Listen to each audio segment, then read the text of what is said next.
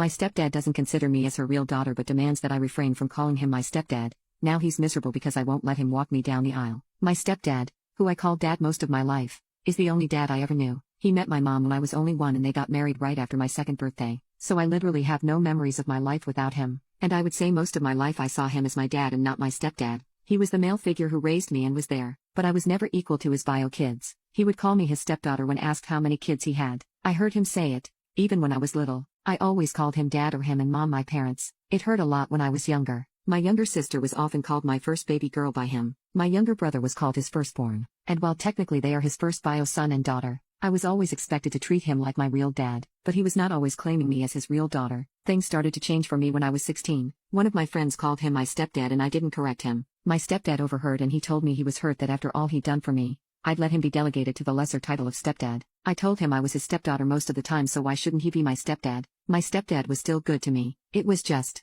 some things really hurt when I was younger, and some things pissed me off when I was older, like the incident above. I did talk to him and his mom about it and I was gaslit into believing he didn't say stepdaughter, or he'd say that sometimes it's important to distinguish, but none of these were doctor appointment incidents. I always felt like it would have been easier if he had been consistent with not my kid for me.